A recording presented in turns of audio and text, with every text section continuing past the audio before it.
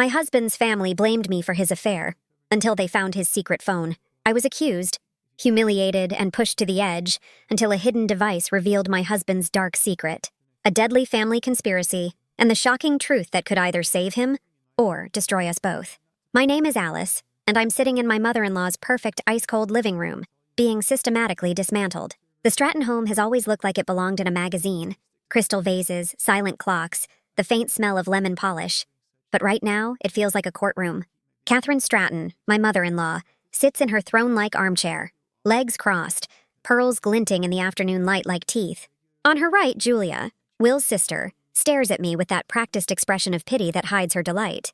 And on the left, Robert, the family's long-trusted lawyer, leafs through a stack of papers that I'm too afraid to ask about. Will isn't here.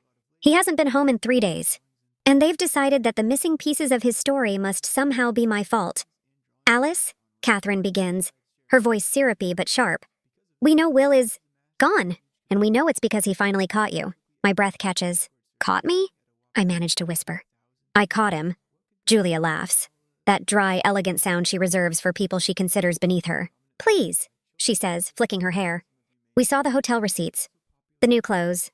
The dinners charged to his card. Don't insult us by pretending you don't know what we're talking about. They think I had an affair. They're not even questioning it. They're building a case, a story that fits their perfect version of the world, where Will is the shining victim and I'm the conniving wife who ruined him. I look at Robert's papers again, and I realize what they are. Copies of my credit card statements. My stomach twists. They've been digging through my life. Those charges aren't what you think, I say, my voice trembling more than I'd like. That hotel was for Will. Don't, Catherine interrupts smoothly. Don't lie, dear. You always had expensive taste. Will just couldn't keep up. There's something about the way she says it that makes my skin crawl. It's like she's rehearsed this speech, like she's been waiting for the day she could tear me down in this room. And now that Will's gone missing, she finally has her chance. I grip the arm of the couch to keep from shaking. 3 days. 3 days since he vanished. His car gone, his phone dead. The police wouldn't take it seriously yet. Maybe he just needed space, they'd said. But I know my husband. Will doesn't need space. He needs control. And the moment I confronted him about the messages I'd found, the ones from a woman named M, he walked out. No explanation, no fight. Just gone. Now his family thinks I'm the reason. The silence stretches until I can hear the ticking of the Stratton's antique clock echoing through the house. Catherine leans forward slightly, her eyes narrowing. Tell us, Alice, she murmurs. Who was he meeting at that hotel? You might as well be honest. It'll go easier for you when everything comes out. When everything comes out? The words scrape my throat. You're talking like you already know something I don't. Julia's lips twitch. Oh, you'll find out soon enough. Something in her tone sends a chill down my spine. My heart starts pounding, the way it did that night I went through Will's desk drawer and found the receipt for the bouquet. Not my favorite flowers, but lilies. Lilies meant something to someone else. Someone I didn't know existed until that moment. I take a slow breath. You're wrong, I say, my voice low. Will wasn't the victim here. Robert clears his throat, finally speaking. Mrs. Stratton, he says. He always calls me that when he wants to remind me I'm technically still part of the family, but only just. There's no need to make this harder. We have evidence that suggests you've been unfaithful. Will came to me before he disappeared. He was preparing. He stops. Catherine shoots him a sharp look. Preparing what? I demand. Say it. Robert closes the folder carefully. Divorce proceedings. My body goes cold. Divorce. The word hits harder than any accusation. I feel the air leave my lungs.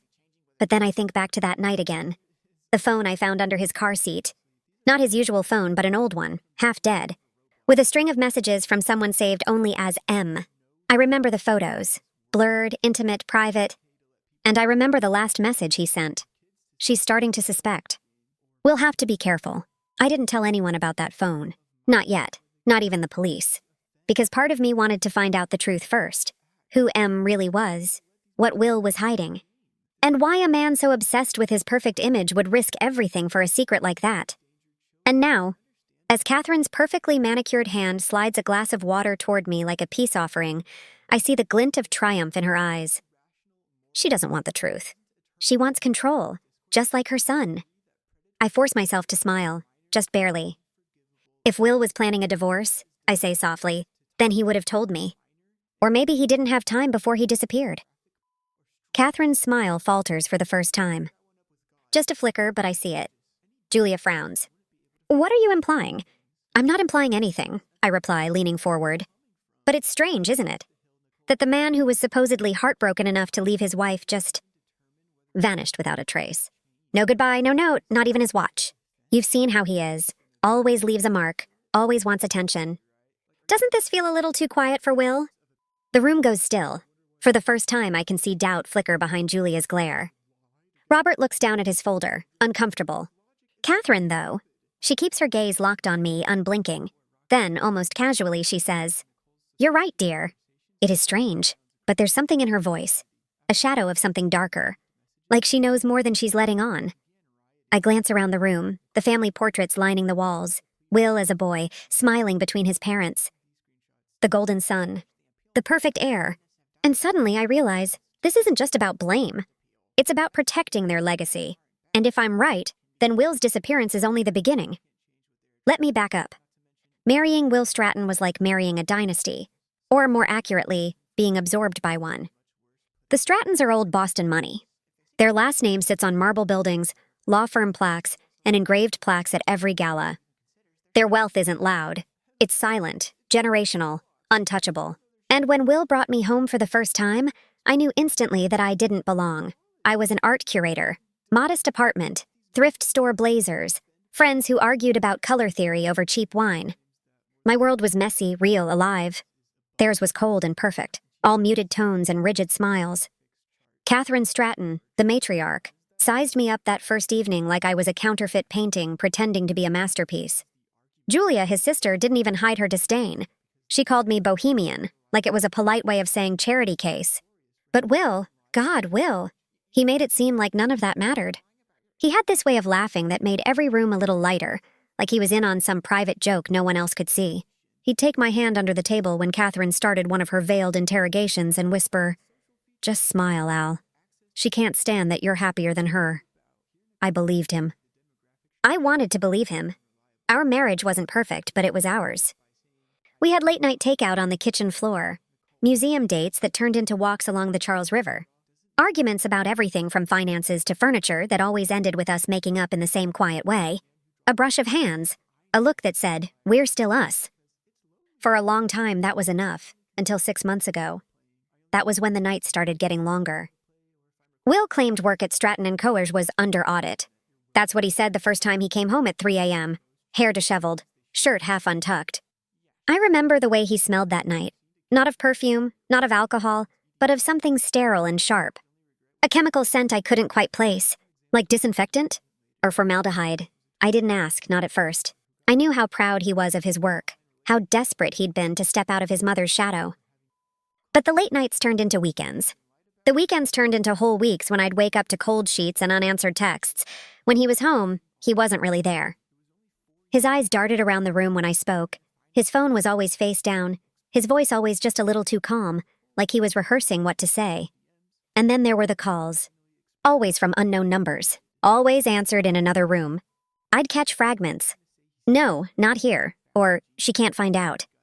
Each time he'd come back smiling, pretending nothing had happened. I told myself not to overthink it. That was my mistake. Because soon I began noticing other things. Small, strange things that didn't fit the man I'd married. One evening, I was folding laundry when a small vial rolled out of his jacket pocket. It was glass, unlabeled, with a faint blue residue at the bottom. I remember holding it up to the light, trying to guess what it was.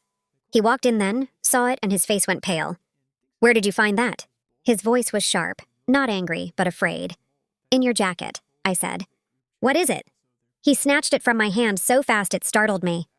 "Nothing, just a sample from the office. Forget about it." But I couldn't forget. Not after that. That night I couldn't sleep. I kept replaying every detail in my head. The smell, the vial, the lies. When he finally came to bed, I pretended to be asleep. I could hear his breathing, uneven, and the faint click of him unlocking his phone. The glow lit the room for a moment, and curiosity won over fear. I turned just enough to see the reflection of his screen in the mirror across from us. He wasn't scrolling through work emails. He was on a messaging app I didn't recognize. And he wasn't talking to anyone named Client. The name at the top was just one letter, M. That was the first time I felt the bottom drop out of my life. For days after, I tried to act normal, to be the calm, understanding wife. But I started noticing patterns. Every time he texted M, he'd leave the room. Every time he mentioned late meetings, there'd be a sudden transfer from our joint account to his personal one. Little amounts at first, 200 here, 500 there, but they added up. And then there were the receipts, a hotel under my name, one I'd never been to. It was like someone was rewriting my story, crafting evidence for a crime I didn't even know I was being accused of. I remember one particular night, rain pouring, thunder shaking the windows. I called him over and over, but it went straight to voicemail. I told myself he'd come home eventually. But around midnight, my phone buzzed with a single message. From an unknown number. He's not where you think he is. No name, no context. Just that. I stared at the message for what felt like forever, every part of me trembling. I tried calling back, but the number was disconnected. When Will finally stumbled through the door at dawn, his shirt was damp, his hands trembling slightly. I asked where he'd been. He smiled, that fake, careful smile that didn't reach his eyes, and said, "Work, you worry too much." But I saw it. The faint blue stain on his sleeve, the same hue as the residue in that little vial. That's when I realized something was deeply, dangerously wrong. This wasn't just another affair. It wasn't just betrayal. Whatever Will was tangled up in, it went beyond another woman, and that smell, that chemical sting in the air. It was starting to follow him home. I found out the classic way, the kind of cliché that women whisper about in wine bars, the one you never think will be yours. It started with a bill. A credit card statement slipped into the mail instead of his office inbox. Normally, I wouldn't have looked. I trusted him once, didn't I? But that morning, I had this feeling, this cold pulse of curiosity that made me tear the envelope open anyway. The numbers didn't make sense. There were charges from a high-end lingerie boutique I'd never set foot in. A luxury brand I couldn't even pronounce, the kind that wraps their purchases in black tissue and gold ribbon. And then I saw it. A monthly charge for a waterfront apartment. $2,000 every month automatic. Under his name. I remember staring at the paper until the numbers blurred. The apartment wasn't ours. We lived inland, in the house his mother insisted we buy, with her designer furniture and her ghosts of expectations. So whose apartment was it? That night I confronted him, or tried to. But when I started to ask, he smiled that hollow politician's smile and said, "You're being paranoid, Alice. It's work-related." A client perk, a client perk. That's when I called Sarah, my friend from college who'd become a lawyer. Sharp, cynical, and never one to sugarcoat. She listened quietly, then said, "You don't need a lawyer yet. You need proof. I know someone." His name was Ben, a private investigator, ex-cop. Gruff voice, smelled like cheap coffee and old rain. He didn't ask for my sob story, just took the name, the card numbers, and the apartment address and said, "Give me 48 hours. 2 days later," he called. I'll never forget the way his voice changed when he said, "Alice, I think you should see this in person." We met in his car, parked near the docks, rain streaking the windshield. He handed me a manila envelope without a word. Inside were photographs, grainy, zoomed in, but unmistakable. Will, my husband, unlocking the door to that waterfront apartment. Will carrying takeout bags. Will laughing in the hallway. And then, Will with her. She was stunning, in that effortless, cinematic way that makes you question your entire self-worth.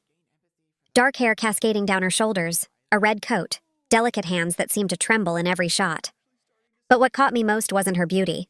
It was her expression. In every photograph, she was looking over her shoulder.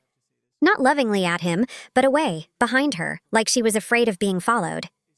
Ben must have seen the confusion on my face. "You see that?" he said quietly. "That's not a woman having an affair. That's a woman scared out of her damn mind. Her name was Mila. He'd found it from the apartment lease. Not in her name.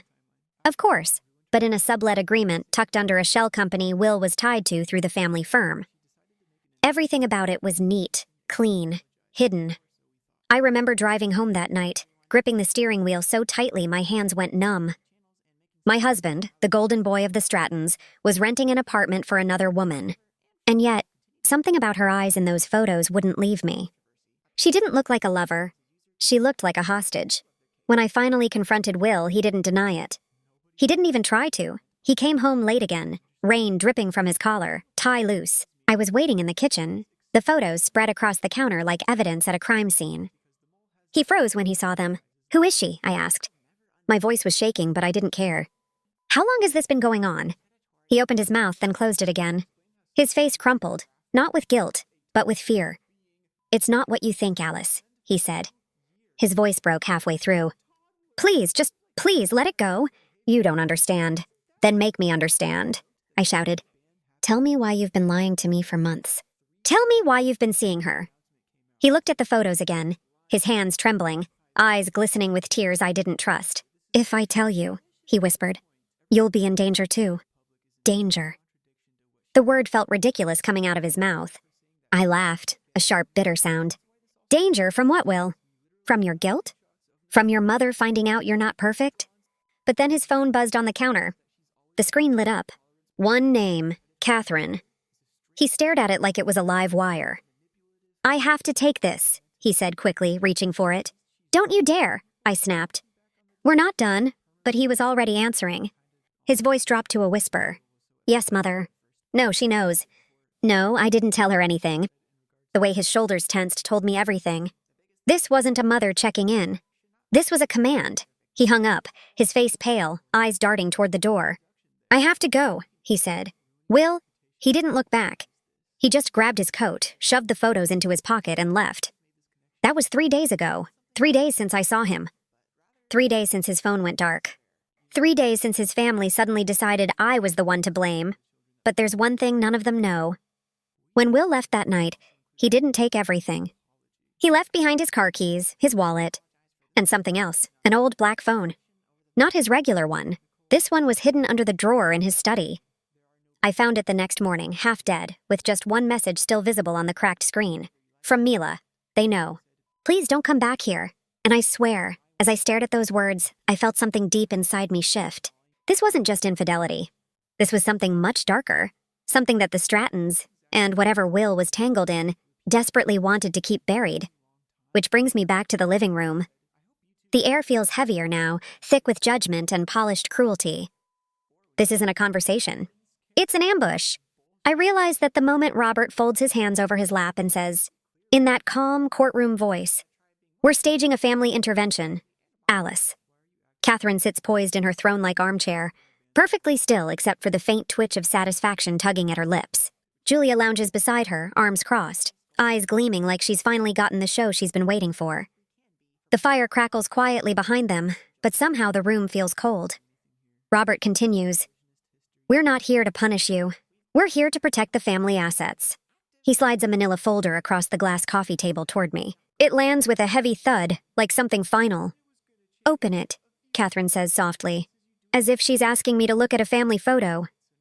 My fingers hesitate before pulling back the flap. Inside are pages of statements, my credit card statements. Highlighted, annotated, organized into neat little accusations. "Massive spending," Robert says, tapping the pages. "Hotels, designer boutiques, even a payment to a private investigator." "Do you want to explain that?" Julia lets out a mocking laugh. "Probably to meet your boyfriend," she says, tilting her head with fake sympathy. Poor Will. No wonder he left. For a second, I can't even find my voice. The words on the paper swim before my eyes. The boutique charges, the hotel name, the PI firm. Every single one matches my account, my signature, my card. Except I didn't make them, not one. I didn't buy any of this, I say slowly, my throat tight. "These aren't my charges." Catherine leans forward, voice calm, cutting. "Alice, the bank confirmed the card was used. The receipts all match your signature. Please don't embarrass yourself." Her tone, that perfect maternal condescension, makes me want to scream. "Someone's using my cards," I say. "They're framing me. Look."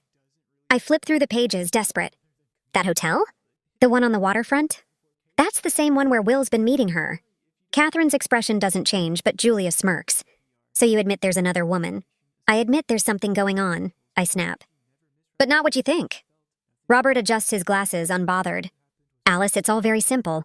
You've been spending beyond your means for months, draining joint funds, and now that Will's gone missing, we have to assume control of his financial interests until he's found." "Control?" I echo. "Your access to the accounts, the house, the cars, everything tied to the Stratton name," he says matter-of-factly.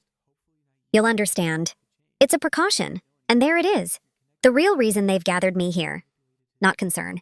Not grief. Control. I push the folder back across the table, anger trembling in my fingertips. You don't get to cut me out of my life because you found some forged receipts. Julia snorts. Forged? You think someone's pretending to be you? That's desperate even for you, but it's not desperation.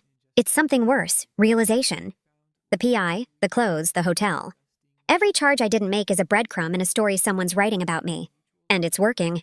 I take a breath, trying to steady myself. You said these were confirmed by the bank. Did you ask for the security footage? The signatures? Anything? Robert hesitates for a fraction of a second, just long enough to tell me he didn't. Catherine sighs, a sound dripping with disappointment. Alice, you've always been dramatic. You see patterns where there aren't any, but now your paranoia has consequences. Will's gone, the press is circling, and the last thing our family needs is another scandal. Scandal. The word rings through the room like a curse. The Strattons don't cry, they contain. They don't lose control. They quarantine it. I stand up, the chair scraping against the polished floor. You're all so afraid of scandal that you'll make me your scapegoat. Julia leans back, smirking. You've already done that yourself. I turn to Robert. You said this was about protecting assets. Then let's protect the truth. Will was hiding something dangerous. You think he was perfect, but he wasn't. He lied to all of us. Robert's jaw tightens. Be careful, Alice. Careful? I laugh, the sound brittle. You want careful? Fine. Check the apartment on the waterfront. Look at the woman he's been seeing. Her name's Mila. She's not who you think she is. Catherine's eyes flicker, just barely. Mila? She repeats, the name slipping from her lips like something she recognizes but doesn't want to. I freeze. You know her? Her mask doesn't falter. No, should I? But the hesitation is there. A tremor in her otherwise perfect composure. Julia looks between us, confused. Who is she? Catherine clears her throat. Irrelevant. We're not discussing Will's. Indiscretions. We're discussing yours. My pulse quickens. He told you about her, didn't he? Enough, Robert says sharply. This conversation is over. But I can see it now. The slight tremor in Catherine's hands. The flicker of unease in her perfect posture. Whatever Will was caught up in, his mother knows more than she's admitting. I grab my purse, my voice shaking with fury. You want to protect your family assets? Go ahead. But when the truth comes out, it won't be me you'll have to protect. Catherine stands slowly, her pearls glinting under the chandelier. Alice, she says softly, you're making a mistake. I already made one, I whisper. I married into this family. I turn to leave, but as I reach the door, Robert's voice stops me. Alice, he calls, just remember, every bank, every record, every asset is in our system. If you keep pushing this, you'll lose more than money. The threat is quiet, controlled, and it lands like a stone in my chest. I step outside, the cold air biting at my face, my mind racing. Someone has built an entire second life for me. Fake purchases, falsified statements, planted evidence. They're turning me into the villain of a story I didn't write. But whoever's doing it doesn't realize something yet. I still have that old black phone. And whatever Will was hiding on it might be the one thing that can burn the Strattons' perfect empire to the ground. I'm locked out. My keys don't fit the door. My cards, every single one, are declined. My phone pings with notifications from the bank. Account restricted due to legal inquiry. My name, my life, my access, gone. The Strattons move fast. I should have expected it. They don't argue, they erase. So now I'm at Sarah's apartment, sitting cross-legged on her couch in borrowed sweatpants, surrounded by folders, receipts, and empty coffee cups. The city hums outside the window, indifferent to my unraveling. Sarah, bless her sharp lawyer brain, is pacing the room like a prosecutor mid-trial, muttering under her breath. Alice, she says finally, stopping in front of me, this isn't just about an affair. This is strategic. They're not kicking you out, they're discrediting you. They're building a legal case that you violated the prenup. My stomach drops. What does that mean? It means they're creating a paper trail that makes you look like the villain. Affairs, financial abuse, unauthorized spending. If Will's declared missing or presumed dead, and they can prove you breached the agreement, you get nothing. Not a cent, my head spins. But I know, she says. But that doesn't matter. What matters is what they can prove. And right now, the story they're telling looks airtight. I stare at the mess of papers on the coffee table. statements I didn't make, charges I didn't authorize. A web of lies so carefully constructed it almost looks real. Sarah drops onto the couch beside me, exhaling hard. We need to find someone who can corroborate your side. Someone who knows what Will was really doing. Mila, I whisper. Sarah looks up. The other woman? She's not just the other woman, I say, my voice trembling. She's scared. She knew something. Will was protecting her, or maybe using her. I don't know, but she's part of this. Sarah hesitates, studying me. Then find her. But be careful, Alice. If she's involved, she might not want to be found. I nod, already scrolling through my phone. There's only one person who can track her down fast enough. Ben Dart, the private investigator who first showed me the photos. He's rough around the edges, but he gets results. I text him, then call. Ben, it's Alice. I need another favor. He doesn't even sound surprised. I figured. You want me to find Mila? Yes, I need to talk to her. Whatever this is, it started with her. He sighs. You're playing with fire, Alice. If she's connected to Will and the Strattons, they'll bury this before you get close. Then dig faster, I say. I'll pay you whatever's left in cash. Just find her. He agrees. 6 hours. That's all he needs. The hours crawl by. Sarah orders takeout, but I can't eat. Every sound outside makes me flinch. A car door, footsteps in the hallway. My brain is running loops of questions I can't answer. Why was Mila afraid? Why did Will say I'd be in danger? Why was Catherine's face so familiar when I said Mila's name? When my phone finally rings, it startles me so badly I nearly drop it. Ben's name flashes across the screen. Ben? He doesn't answer right away. All I hear is static and his breathing, uneven, heavy. Ben, what is it? His voice is low, shaken. I found her, Alice. My chest tightens. Where? There's a pause. Then quietly. You don't understand. I found her, but I also found a body. What? She's dead. His words come out flat, disbelieving. Mila was found in her apartment this morning. They're calling it an overdose. For a moment, I can't breathe. The world narrows down to a ringing in my ears. No, I whisper. That's not possible. I just saw her in those photos. She was alive 3 days ago. I'm sorry, Ben says. I went to the building myself. Police are already there. The scene's locked down. They found her on the floor, empty pill bottle beside her. No signs of a struggle. No signs of a struggle, I repeat, numb, so they're calling it suicide. Or accident, he says. But between you and me, it doesn't smell right. The timing's too perfect. Sarah's watching me now, eyes wide. I put the phone on speaker. What do you mean, perfect? She asks. Ben exhales, the sound rough through the line. Because guess who called in the wellness check that led the cops to her apartment? I stare at the phone. Who? He hesitates. A neighbor said it was a concerned family member. But they wouldn't say who. The police report's sealed. Sarah's eyes narrow. Family member? Mila didn't have any listed relatives. At least not in this city. Ben goes quiet. Then reluctantly, she did have one emergency contact. I don't know if it's real, but who? A Catherine Stratton. The name lands like a gunshot. Sarah's face drains of color. Catherine? I whisper. My mother-in-law? The same, Ben says. I double-check the number. It's the Stratton Estates landline. My throat feels dry, my pulse pounding in my ears. Catherine knew Mila. She'd lied straight to my face when I asked. Sarah leans forward. Ben, was there anything else?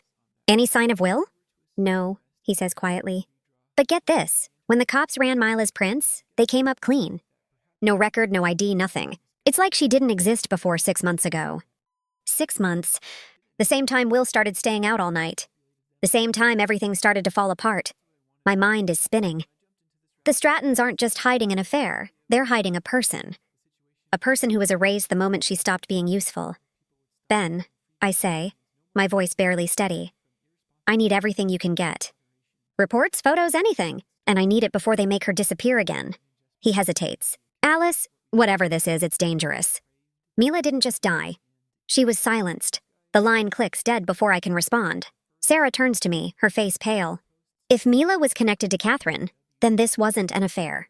It was a cover-up. I nod slowly, the truth settling in like ice. And if that's true, then Will didn't just run away.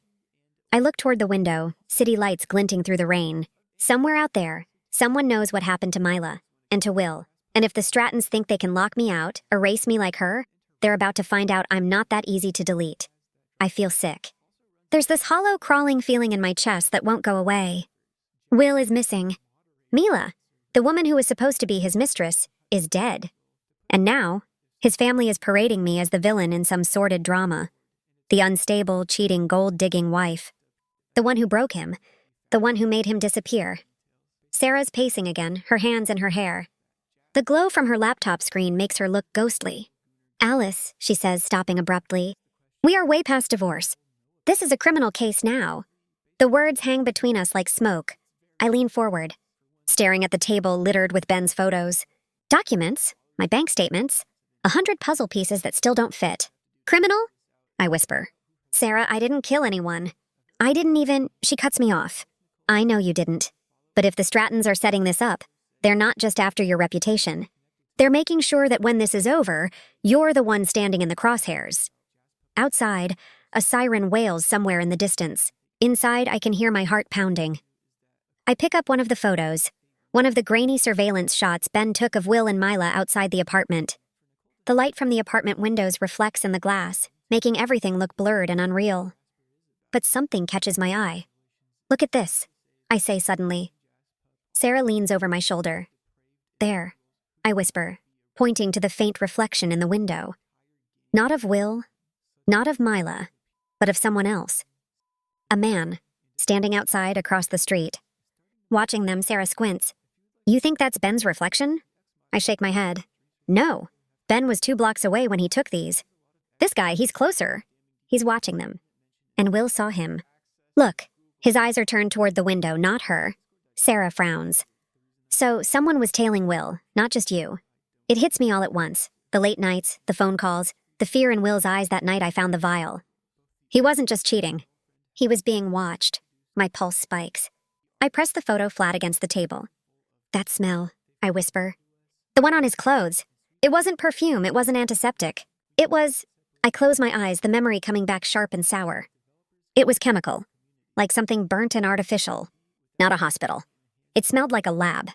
A photo lab. Or a drug lab. Sarah's face goes pale. She lowers herself slowly into the chair opposite me. Alice, she says quietly, what if this isn't about an affair at all? I look up. What are you saying? She glances toward the window, her voice barely above a whisper. The Strattons Company, their private wealth management firm. It's always been a little opaque. Off-the-books accounts, shell companies. I used to joke that they were laundering trust funds. She looks at me, deadly serious now. What if it wasn't a joke? I freeze. You think they're washing money? I ask. Sarah nods slowly. Private wealth firms handle capital transfers, offshores, hidden accounts. If Will found out they weren't just moving investments, but something darker, drug money, maybe biotech smuggling, then that explains everything. The late nights, the secrecy, the fear. The room feels smaller suddenly, like the walls are closing in. I grab my phone, scrolling to the photo I'd taken of Will's hidden device, the cracked black phone. I open the only message thread that wasn't deleted. The one from Mila she'd written, they know. Please don't come back here. Sarah stares at it. Alice, they means his family. I can barely process it. So what? They were running some kind of operation through the company, and Will got caught in it? Or, Sarah says grimly, he tried to expose them. The thought makes my stomach lurch. Will, the golden son, the one bred for the family business, turning against them. Impossible, and yet, I think back to that last night, to how his hands shook when I mentioned Mila. The way he'd said, if I tell you, you'll be in danger too. Sarah, I whisper. What if Mila wasn't his mistress? What if she was helping him? Sarah blinks. Helping him do what? Hide something. Or someone. Maybe she was part of whatever they were investigating. Maybe that's why she looked terrified in those photos. She wasn't scared of me. She was scared of whoever was watching them. Sarah leans back, her mind racing. And now she's dead. Which means someone tied up that loose end. The room goes silent. I can hear the rain tapping against the windows. A slow, steady rhythm that feels like a countdown. Finally, Sarah says, if the Strattons are laundering money, we can prove it. We just need evidence. I look down at the phone in my hand. The one piece of the puzzle they don't know I have. Maybe we already have it. Sarah's eyes widen. You mean the old phone? I nod. I haven't turned it back on since the night I found it. I was afraid it would alert someone. But if Will was using it to communicate with Mila, maybe there's more there. Something he didn't want anyone else to see. Sarah grabs her laptop and starts setting up a secure line. We'll do it here, air-gapped. If they're monitoring anything, they won't trace this. My hands shake as I plug the phone in. The screen flickers, faint blue light spilling into the dark room. A lock screen. A passcode. 4 digits. I type the first thing that comes to mind. My birthday. No luck. Then Will's. Still no. Sarah whispers. Try hers. Mila's. I hesitate. Then type 0214, the date on the earliest receipt Ben had shown me. The phone unlocks. My heart leaps into my throat. The home screen is bare. No apps, no photos. Just one icon, a folder titled AW, Sarah murmurs. I click it. Inside are documents, spreadsheets, PDFs, hundreds of them, transactions, account names. Some in wills, most in others. The sums are massive, millions, offshore routes. Foreign transfers. Sarah's hand flies to her mouth. Alice, she breathes. These aren't personal accounts. These are laundering routes. He was tracking them. I scroll further, and there, near the bottom, are scanned contracts from Stratton and Coder Private Wealth. Signatures, stamps, and one name keeps repeating. Over and over. Catherine Stratton. I feel my stomach turn. He was building a case, I whisper. Against his own mother. Sarah's eyes meet mine. Then she found out. The power flickers. Once, twice. The laptop screen flashes, then steadies again. We both freeze. Sarah whispers, "Did you hear that?" A sound. A floorboard creaking outside the apartment door. My pulse hammers in my ears, because for the first time since this nightmare began, I realize something with absolute clarity. They know I have the phone. And if Mila's death was to silence her, I might be next. The affair was a front. That realization hits me like a wave I can't breathe through. Will wasn't cheating, he was hiding. From them, from his own family, from the empire that bore his last name. I stare at the folder of files we've pulled from his secret phone, my hands trembling as I scroll through transaction after transaction, all marked with the Stratton firm's insignia. Offshore transfers, anonymous accounts, shell companies linked to pharmaceutical distributors and biomedical suppliers I've never heard of. Some of the payments are tagged with codes. AW, Series 4, Black Swan. All meaningless to me, but every single one points back to the same handful of people. Catherine Stratton, Robert, Julia, the entire dynasty. Sarah's sitting beside me, her face lit by the blue glow of the laptop. He wasn't cheating, she murmurs almost to herself. He was documenting. I look up at her, my voice barely audible. He was building a case. Against his own family, she finishes. The words hang in the air, thick and terrible. I shake my head slowly. But why? He was the golden boy, Catherine's pride. He hated the business, sure, but he always stayed. He said it was his duty. My throat tightens. He used to tell me he wanted to teach one day. He said he loved the way kids looked when they understood something new. That's what made him happy. Not boardrooms, not numbers. He hated all of this. Sarah leans back, her brow furrowed. Maybe he finally found out what the business really was. Maybe he realized it wasn't wealth management at all. I stare down at the files again, my mind racing. So the late nights, the paranoia, the phone calls. He wasn't hiding an affair. He was collecting evidence. And Mila? Sarah asks softly. I swallow hard. She wasn't his mistress. I trace my finger over one of the photo prints Ben gave me, the one where Mila's glancing over her shoulder, fear etched in her face. She was helping him. She was his informant, Sarah exhales, piecing it together aloud. If Will was gathering evidence on the Strattons, laundering, maybe drug trafficking, maybe worse, he couldn't do it alone. Mila must have been inside the operation. Someone who could access information he couldn't. Or someone who could protect him. I whisper. If she was afraid, maybe she wasn't running from him. Maybe she was running from them. The silence that follows is thick with the weight of the truth unfolding between us. I can hear my pulse in my ears, the slow tick of Sarah's wall clock counting the seconds between every realization. Finally, Sarah says it. Alice, Mila wasn't just helping him. She was probably a federal agent. The words make the room tilt. I blink. A federal agent?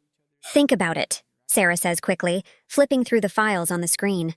The hidden phone, the coded accounts, the offshore transfers. Will couldn't have accessed this information alone, not without someone feeding it to him. And look at this. She zooms in on one of the PDFs. At the bottom of a document is a redacted seal, barely visible, almost erased. But the outline is unmistakable. A Department of Justice watermark. I can feel my pulse pounding in my throat. So he was working with her, I whisper. He was helping the feds build a case against the Strattons. Sarah nods. And if that's true, then Mila's death wasn't an overdose. It was a cleanup. I press my hand to my mouth. Oh my God. I remember the way Will's voice had cracked that last night. If I tell you, you'll be in danger too. He wasn't exaggerating. He was warning me. He must have known they were getting close, I say. That's why he was so jumpy. That's why he said we had to be careful. He wanted to protect me. Sarah frowns. Then why didn't he run? If he knew what his family was capable of, why didn't he leave? I shake my head. Because that's not who he was. He thought he could fix it. He thought he could stop them without burning everything down. My voice breaks. He didn't think they'd turn on him. Sarah is quiet for a moment. Then she says, he underestimated his own blood. I scroll through another batch of files, desperate to find something, anything that can confirm this theory. There's a set of emails, encrypted, but partially visible in the metadata. One is from an address labeled msecuri.doj.gov, sent to Will's hidden phone 2 days before he vanished. Subject, Operation Black Swan, Phase 2. The message body is scrambled. Unreadable, but Sarah and I exchange a look. It's all the confirmation we need, Black Swan, I whisper. That's the same tag from the bank transfers. This was an operation. Mila wasn't just helping him, she was his handler. Sarah leans forward, scanning the timestamps. The last one was sent at 10:48 p.m. That's the night he disappeared. My breath catches. So whatever went wrong, it happened that night. I think back to the argument we had, to his face pale with fear, to the phone call from Catherine that made him bolt from the house without a word. She called him, I say. She called him right before he left. She knew, Sarah nods grimly. Either she found out, or someone in the operation told her. And once she knew, he was done. The room is silent again, except for the storm outside, the rain hammering harder against the windows now. I can taste the fear in the air. Sarah looks at me, eyes dark. Alice, if Will was working with the feds, they might have hidden files. Backup servers, evidence. If we can find those, we can prove everything. Clear your name, maybe even find him. I look down at the cracked black phone in my hand, the little device that started all of this. It buzzes suddenly once, the screen flickering to life. My blood runs cold, a new message appears. No number, no contact, just words. Stop digging. The room feels like it collapses inward, soundless, heavy. Sarah's eyes widen, and I can see my own terror reflected in them. The message disappears as quickly as it came. Sarah whispers, Alice, they're watching us. I grip the phone tighter, my breath shallow. Then they already know we know. And that's when I realize, the affair, the lies, the missing husband, they were never the story. They were the smokescreen. The real story is what Will uncovered. And if Mila's dead and Will's missing, the next target on their list is me. We have to find Will. No more waiting, no more guessing. Every instinct in me is screaming that he's still out there. Or at least that he left something behind. Something that explains everything. I keep thinking about the one place he used to go when the world, or his family, got too loud. His sanctuary, he called it. The dusty old archive room in the basement of the Stratton building. It was where they stored decades of paper files no one touched anymore. Ledgers, client contracts, yellowed documents from a world that pretended to be honest. I remember him once telling me with a soft laugh, no one ever goes down there. It's like being invisible. Invisible. That word sticks to me like static. I call Ben. I tell him everything.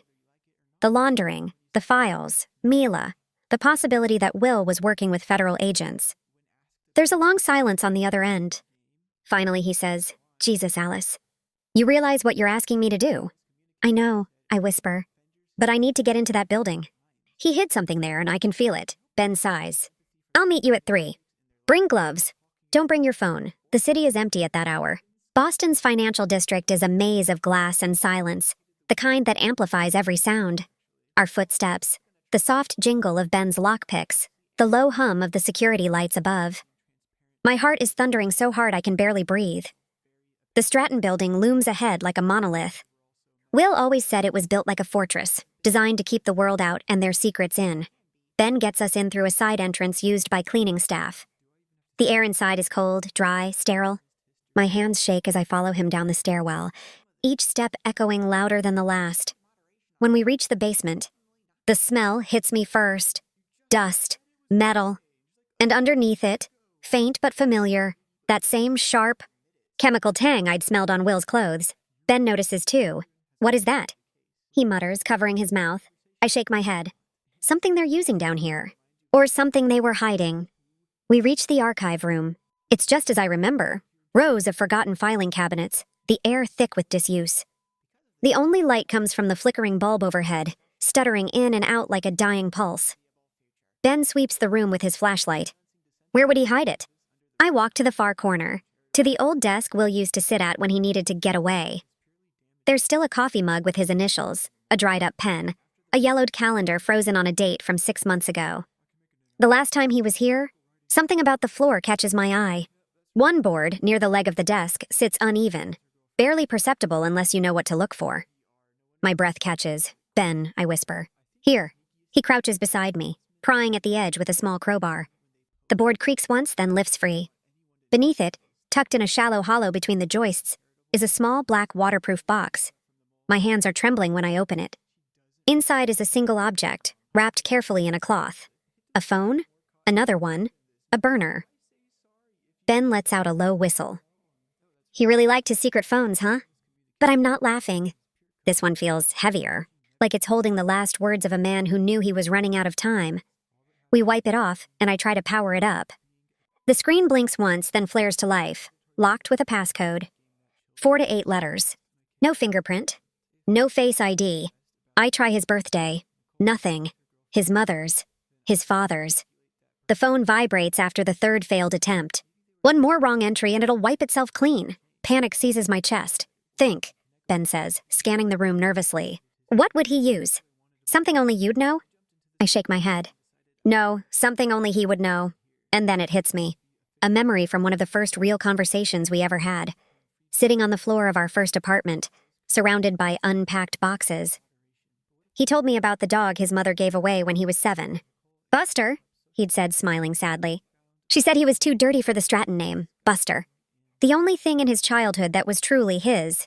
I type it in. Buster. The phone unlocks. The screen glows, and for a moment I can't breathe. Ben leans in, eyes wide. You did it. There's only one folder on the home screen, labeled for Alice. My throat tightens. I open it. Inside are audio recordings, timestamps spanning months. The first few are short, 10 seconds here, a minute there. The last one, dated 3 days before he disappeared, is nearly 15 minutes long. I tap play. Will's voice fills the room, quiet, frayed around the edges. If you're hearing this, Alice, then something's gone wrong. My breath hitches. I grip the phone so tightly my knuckles turn white. He sounds tired. So tired. They know Al. Catherine knows. She found Mila's connection to the DOJ. She thinks I don't know yet, but I can feel it. She's closing in. Ben's eyes dart toward the door, but I can't look away. I didn't want to drag you into this. I thought if I kept you in the dark, they'd leave you alone. But you're not safe anymore. Mila's compromised. The evidence, the real evidence, is off-site. If I can get to it, maybe we can bring it all down. He pauses, breathing heavy, like he's somewhere dark. If I don't make it back, go to the storage unit. Keys in the piano bench. Unit 317, don't trust anyone. Especially not Robert. My stomach drops. Then his voice cracks, soft and broken. I love you, Alice. I'm sorry for every lie I had to tell. I did it to keep you safe. The recording ends. Silence fills the room, thick, suffocating. Ben looks at me, pale. Storage unit. We have to go there.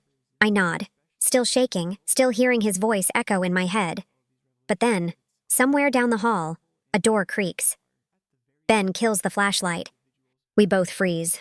Footsteps. Slow. Deliberate. Coming closer. The chemical smell sharpens in the air. Stronger now. Stinging. Electric. Ben whispers, "We're not alone." And just like that, every instinct screams at me to run. But I can't move. Because I know that smell. It's the same one that always clung to Will's clothes. And for the first time, I realize something I hadn't dared to consider before. Maybe Will isn't just missing. Maybe he's here. It isn't a secret phone for a mistress. It's a confession. When I first pressed play on the video folder, I thought I was bracing myself for proof of betrayal. A face I didn't know. A lie I couldn't unhear. But what filled the screen wasn't another woman. It was Will. My Will. He's sitting somewhere dim, the light flickering behind him like a bare bulb swinging in a basement. His face is slick with sweat, pale and drawn. His eyes are wide, haunted, but clear. He's talking fast, like he knows time is running out. If you're seeing this, Alice, I'm probably dead. Or they have me. The sound of his voice shatters something inside me. He swallows hard, looks off to the side, then back into the camera. It's my mother, Al, and Robert. They've been doing it for years. Washing cartel money through the firm. The private wealth management, it's a front. He laughs, but it's hollow, ragged. All those dinners, all those charity galas, they're just covers for cash movements. They've been funneling drug money through offshore trusts. Hundreds of millions. I can't breathe. He runs a trembling hand through his hair. I didn't believe it at first. But then Mila, she showed me the accounts. The DEA's been tracking the Strattons for months. They needed someone inside. Someone close enough to get the data they couldn't reach. That's why she came to me. I glance at Ben. He's frozen beside me, staring at the screen. Will's voice cracks. Mila wasn't my mistress. She was an undercover agent. We were working together to bring them down. But they found out. Robert's been tailing her for weeks. When she stopped showing up, I knew. Catherine had her killed. She made it look like an overdose. I can hear the air leave my body. Every part of me is shaking. She warned me, Al. Mila warned me they'd come after you next. They needed leverage. So they started planting evidence. Hotel receipts, fake transactions, clothes, everything. Julia's behind it. She's been in your accounts for months, building a fake life for you. A second phone, hotel bookings, credit card charges. So when this all blows up, you look like the crazy one. The cheater, the liar. The perfect scapegoat, Ben whispers. Jesus Christ! But Will's still talking, his words tumbling faster now. They think they can erase me, like they erased Dad. Remember how they said he died of a heart attack at the company retreat? He didn't. They took him to the facility. That's what they call it, the cleanup site. A warehouse outside the city where they deal with problems. If you're hearing this, that's where they're taking me. He leans in close to the camera, his eyes bloodshot, desperate. Alice, listen to me. Don't trust anyone who says they're trying to help. Especially Catherine. Especially Julia. They'll come for you too. The only thing that matters now is the evidence. I backed it up. You'll find the key in the piano bench, Unit 317. Everything's there. What they did. Who they paid. The cartel names. The shell accounts. Get it to the FBI. And don't come looking for me. He pauses then, breathing hard, his voice trembling like he's fighting to stay calm. I love you. I swear I did all this to protect you. And then he says the last line, the one that makes my blood run cold. They're here. The video cuts. I drop the phone. It hits the concrete floor with a dull clatter that echoes through the archive room. Ben bends to pick it up, his face white. He recorded his own death sentence, he mutters, but I'm not listening. My mind is spinning. The facility. The same one where Will's father died. The same one Catherine always refused to talk about. That night at the Stratton estate, when I was first dragged into that icy living room, I remember the way she said it. We know Will is gone. Gone, not dead. Like she already knew exactly where he was. I press my hands to my temples, trying to steady myself. They didn't kill him, I whisper. Not yet. If he's right, they're holding him there. Ben's eyes dart toward the stairs. Alice, if what he said is true, that place isn't just some warehouse. It's where they hide bodies, or worse. You can't go there. I meet his eyes. I'm not asking for permission. The silence between us hums like a live wire. I kneel beside the phone again, scrolling through the files. There are more videos, dozens of them. Shorter clips like diary entries. In one, Will's filming from his car, whispering into the camera while rain streaks the windshield. Robert's getting sloppy. I saw him at the docks. Crates labeled as medical equipment, but the manifests don't match. Half of them go to Mexico. The rest vanish somewhere off the books. In another, he's in the Stratton boardroom, the lights off. His voice is barely audible. Julia's covering tracks, moving money through art valuations, fake galleries, fake buyers. I think she's using Alice's name. I feel bile rise in my throat. My name, my accounts, my life, turned into a puppet for their crimes. Ben rubs his face, muttering, they're laundering through art, pharmaceuticals, offshore trusts. It's a full network. And then the final video. The one I can barely bring myself to play. Will's in the same room, the same flickering light. But his face looks different now. Beaten, defeated. His voice is a rasp. They found me, Al. They said I could walk away if I handed over the files. I didn't. I couldn't. Mila died for this. Dad died for this. He glances toward something off camera. His breath quickens. They're coming for me, Alice. They're taking me to the facility. The one Dad died in. If you ever hear about my accident, don't believe it. It won't be an accident. He stares at the camera for a long moment, eyes glassy. Then he says, almost too softly to hear, "Find the truth. It's the only way to kill them." The screen goes black. The air feels electric. Wrong. Ben finally speaks, his voice low. "We need to get that storage unit. Whatever's there, it's the last thing he left for you." But my heart is already somewhere else. The phone is still warm in my hand, Will's last words echoing in my head. They're taking me to the facility, and I know, with a certainty that chills me to the bone, that I have to go there. Because if Will is still alive, that's where he'll be, and if he's not, that's where the truth died with him, which brings us back to the living room. But this time it isn't me sitting there. It's Catherine, Julia, and Robert, the Strattons, the ice-cold dynasty. And they're not speaking to me. They're speaking to the U.S. attorney. I'm sitting in the next room, behind a one-way mirror, heart hammering like a war drum. Sarah and Ben flank me, both tense, both aware that this is the moment where the entire nightmare pivots. After months of deception, fear, and blood-chilling uncertainty, it all comes down to what's happening inside that room right now. Catherine's voice is smooth, as if she's reciting a rehearsed speech. My son has been distraught. His wife, the agent cuts her off with a cold finality. "We know all about his wife," she says, placing a small plastic-bagged burner phone onto the polished Stratton table. The click of it landing echoes like a gunshot in the silent room. I feel my chest tighten. That phone! The one Will had hidden. The one that had revealed everything. His confession, the murders, the cartel money laundering, Julia's betrayal, Catherine's cold-blooded orchestration of Mila's death. It's all in there. And now, the people who made my life a living nightmare are powerless. Catherine's ice-cold facade falters for the briefest instant. Her hands twitch, her nails scrape the table. "This is absurd," she hisses. "You have no proof. The U.S. attorney doesn't flinch. We have records, transactions, videos, witness statements. Enough to indict all three of you, and we will." Julia's face goes pale. Her lips part, but no words come.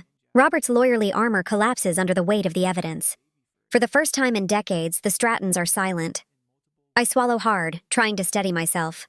It's surreal, seeing the people who blamed me for every shadow of deceit and every whispered rumor finally face the light of accountability.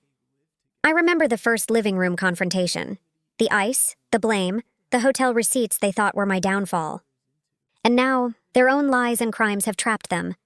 Sarah whispers beside me, her hand gripping mine. "Alice, this is it. All of it. You did this. You found him. You proved everything." I nod, though the lump in my throat is too heavy to speak. Ben leans closer. "We still have to move fast. The phone didn't just give you the indictment. It gave you Will." My breath catches. Will, alive, hidden, protected, waiting for me. After the endless nights of wondering, of fear, of imagining the worst. He's alive. The burner phone wasn't just evidence. It was the key to him, to the life they tried to destroy. Agents move swiftly behind the Strattons now, reading their rights, collecting documents, and securing the room. The power they once wielded effortlessly, like a shadow over everyone around them, evaporates under the harsh fluorescent lights of federal authority. And then it hits me. The relief, the adrenaline, the lingering terror. It's all tangled together. I can see Will's face in my mind. The sweat, the fear, the desperate, trembling words in the videos. He had trusted me to finish this, to survive where he couldn't. The U.S. attorney lifts the phone again. This device has exposed every layer of criminal activity in the Stratton family. It's evidence of murder, money laundering, and obstruction of justice. Thanks to it, we know where the sun is, and we know exactly how deep the corruption goes. I lean back slightly, letting the words wash over me. They had blamed me for an affair that never existed. They had tried to destroy my life with fake charges, fabricated evidence, and a campaign of psychological terror. And now, in one swift turn, everything is exposed. The truth, terrifying, chaotic, painful, is finally free. Sarah squeezes my hand. "You're going to see him. He's alive, Alice, in witness protection, waiting for you." I close my eyes for a long moment, letting tears slip freely down my cheeks. Months of fear, confusion, and grief are released in that instant. The walls of deception that Catherine, Julia, and Robert built around me and Will are crumbling. The phone, That tiny device has turned the tide completely. The agents guide us out of the observation room and into a private office. I'm signing my immunity papers. Legal shields ensuring I can meet Will safely, without risking further entanglement with the Strattons or their shadowed dealings. Each signature, each stamp, feels like a step closer to him, closer to the life that had been stolen from us. And then I hear the words I've been waiting for. We have clearance to arrange your meeting. He's ready. My hands shake. My heart races. The images of the past months, the living room confrontation, the secret burner phone, Mila's death, the fake charges, the videos, all crash into one surreal, overwhelming wave. But the thought that finally cuts through the fear and exhaustion is simple, raw and exhilarating. Will. Alive. Waiting. The Stratton's empire of lies is falling, piece by piece, and I am finally free. Free to see the man I love. Free to step out of the shadows. Free to reclaim the life they tried to destroy. As the agents lead me toward the meeting point, I feel a fierce, burning certainty in my chest. I survived their accusations. I survived the lies. I survived the fear. And now, for the first time in months, I am going to see Will Stratton. Alive, real, and waiting for me. Because the secret phone didn't just expose an affair. It exposed everything, and it brought him back to me.